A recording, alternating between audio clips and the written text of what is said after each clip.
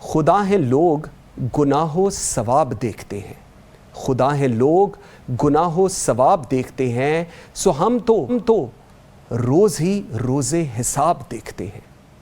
کچل کچل کر نہ فٹ پاتھ کو چلو اتنا، کچل کچل کر نہ فٹ پاتھ کو چلو اتنا، یہاں رات کو مزدور خواب دیکھتے ہیں۔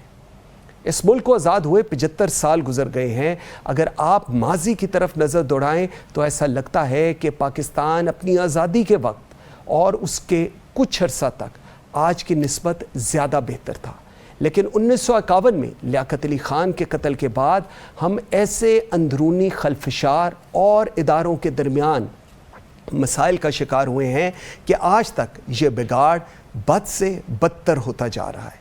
اس ملک کو ایک ایسی تجربہ گاہ بنا دیا گیا ہے، کبھی سیاستدان یہ کہتے ہوئے اس کھیل کے میدان میں باری لینے آتے ہیں کہ پچھلی حکومت بیڑا غرق کر گئی، خزانے خالی کر گئی، ادارے اور معیشت تباہ کر گئے۔ ان کے جانے کے بعد ریاست ایک بار پھر کسی اور کو موقع دینے کے بہانے حکومت سازی پر ہاتھ سیدھا کرواتی ہے اور نئے آنے والے پچھلوں کو کوستے اور سیاسی انتقام لیتے اپنا وقت پورا کر جاتے ہیں۔ کبھی آمریت سیاستدانوں کو کرپٹ ثابت کرنے کے لیے ملکی منظرنامے پر حاوی نظر آتی ہے، تو کبھی سیاستدان آمریت کو جمہوریت کا قاتل قرار دیتے ہیں۔ بلی چوہے کا یہ کھیل ہمارے ہاں ہمیشہ سے ہی جاری ہے، اور اس کھیل تماشے کا نشانہ ہمیشہ بنتی ہے ہماری پاکستانی عوام۔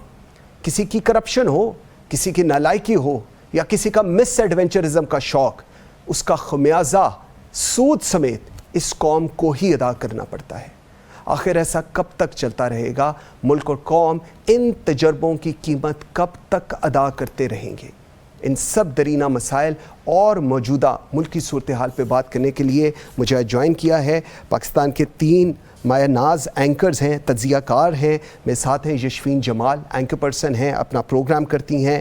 میرے ساتھ ہیں علینا شگری، اینکر پرسن ہیں، اپنا پروگرام کرتی ہیں۔ اور میرے ساتھ ہیں مسعود رضا، اینکر پرسن ہیں، تجزیہ کار ہیں۔ بہت شکریہ آپ سب کے ٹائم دینے کا۔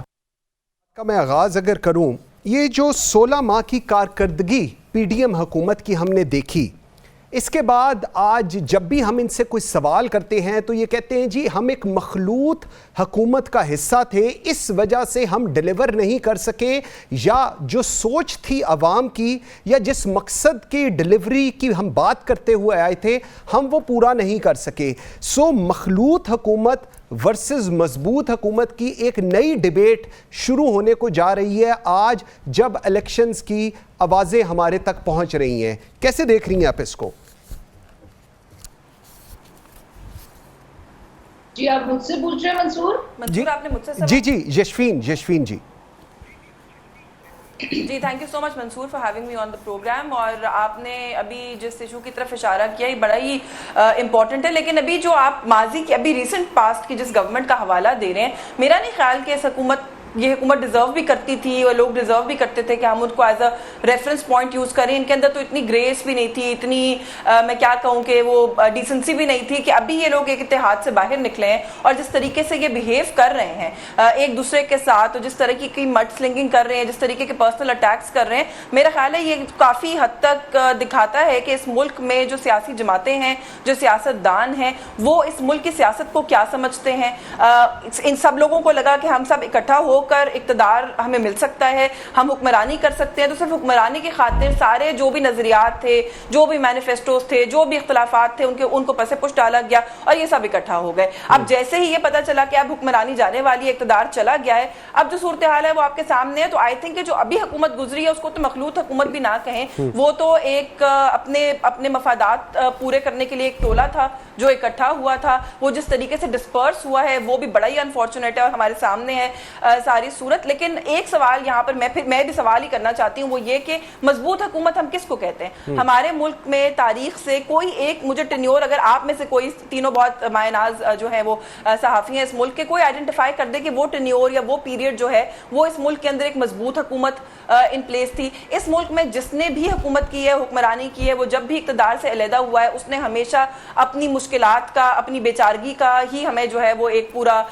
وہ سنایا، ایک رینٹ سنایا ہے کہ میرے ساتھ کیا ہوا اقتدار میں کچھ نہیں کر سکا اقتدار میں. تو بھائی آپ سب لوگ اقتدار میں آتے کیوں ہیں, الیکشن میں حصہ کیوں لیتے ہیں, ابھی جو انتخابات ہونے جا رہے ہیں ان میں کیوں حصہ لے رہے ہیں؟ اگر آپ کو ابھی سے یہ پتا ہے یا آپ نے عوام کے ذہنوں میں یہ بات ابھی سے ڈال دی ہوئی ہے, پہلے سے ڈال دی ہوئی ہے کہ ابھی بھی جو اقتدار جس کو بھی ملے گا وہ بے اختیار ہی ہوں گے, ان کے پاس اختیار تو کوئی نہیں ہونا. تو اس ملک میں حکومت مخلوط ہو, حکومت سمپل میجورٹی سے آئے, حکومت جس بھی طریقے سے آئے, حکومت مجبور ہے انفارچونیٹلی. اور اس کی ریزنز, وہی بات ہے, وقت جو ہے وہ کم ہوتا ہے, لیکن اس کی ریزنز وہی ہیں کہ سیاست دان یا جو بھی سیاسی جماعت اس ملک میں سیاست کر رہی ہے وہ اپنی سٹرنگز خود دوسرے اداروں کے ہاتھ میں دیتی ہیں, ویری امپورٹنٹ, بالکل ٹھیک, تاکہ وہ اپنا وقتی جو مفاد ہے اس کو پورا کر سکے.